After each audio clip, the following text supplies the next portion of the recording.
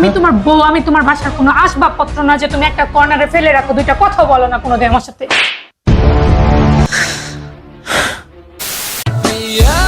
জান, আজকে তাড়াতাড়ি এসো। কেন?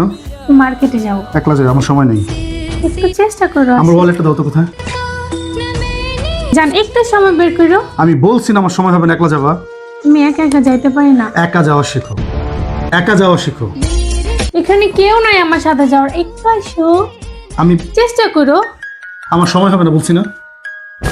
একটু সময় বের করলে কি হয়? আমি বলছি না আমার সময় হবে না, তুমি চলে যাও একলা। পড়ায় দেই। লাগবে না। জান, একটু ট্রাই করো। Hello, hello. তুমি কি আমাকে একটু ঘুরতে নিয়ে যাবা? কেন, তোমার জামাই তোমার ঘুরতে নিয়ে যায় না? তার তো আমার জন্য সময়ই নাই। তাই? হুম, কোথায় যেতে মন চায়?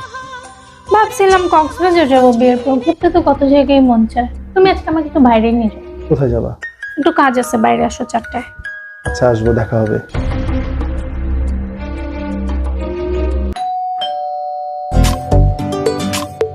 ও একটা কথা, হুম, সকাল সকাল রেডি হতো।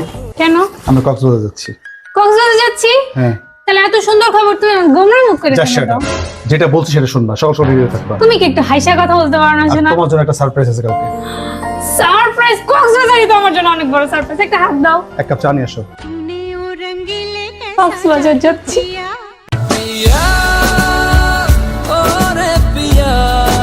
এই, হুম, ওঠো, তুমি সারপ্রাইজ নিবে না? হ্যাঁ অবশ্যই। কই সারপ্রাইজ? দাও দাও দাও। তুমি কি এক্সাইটেড?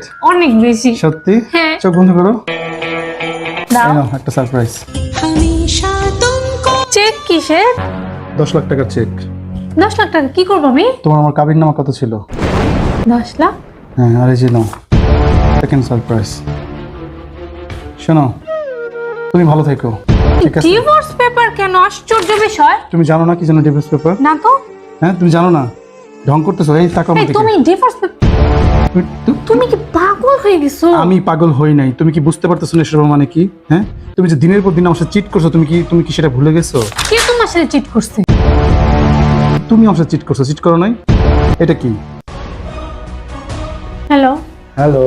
তুমি কি আমাকে একটু ঘুরতে নিয়ে যাবা? কেন, তোমার জামাই তোমার ঘুরতে নিয়ে যায় না? এটা কি? এটার মানে কি চিট? তাহলে কি এটা কি? এটা কি কি ছিল এটা? হ্যাঁ, ও শুধু আমার ফ্রেন্ড, আর কোনো কিচ্ছু না। কিভাবে ফ্রেন্ড? কিভাবে ফ্রেন্ড? ফ্রেন্ডকে নিয়ে, ফ্রেন্ডের সাথে তুমি কক্সবাজার যাইতেছো, ফ্রেন্ডের সাথে তুমি ঘুরতে আমি যাইতেছো। ওর সাথে কক্সবাজার যাইতে চাইনি। ওর সাথে আমি আমার সুখ দুঃখ শেয়ার করি, ঠিক আছে? তোমার মতো স্বামী, তোমার মতো স্বামীদের জন্য ডিভোর্স হয়, বুঝছো? তুমি আমার সময় দাও। আমি আমার বাবা মা পরিবার রেখে আমি একটা আননোন শহরে এসে থাকি। তুমি আমাকে একা একা বাজারে যেতে বলো, একা একা এটা বলো সেটা বলো। ও কোনো কিচ্ছু না। ও শুধু আমার এই শহরের নতুন একটা বন্ধু। নতুন বন্ধু কিভাবে? হ্যাঁ, তুমি মনে করো আমি বুঝি না এসব? তোমার সব নাটক আমি বুঝি না? তুমি দিনের পর দিন চিট করো, তুমি আমাকে আন বলতেছো তোমার বন্ধু। আমি তোমার বউ, আমি তোমার বাসার কোনো আসবাবপত্র না যে তুমি একটা কর্নারে ফেলে রাখো, দুইটা কথা বলো না কোনোদিন আমার সাথে। তোমার জন্য এসব এসব নাও।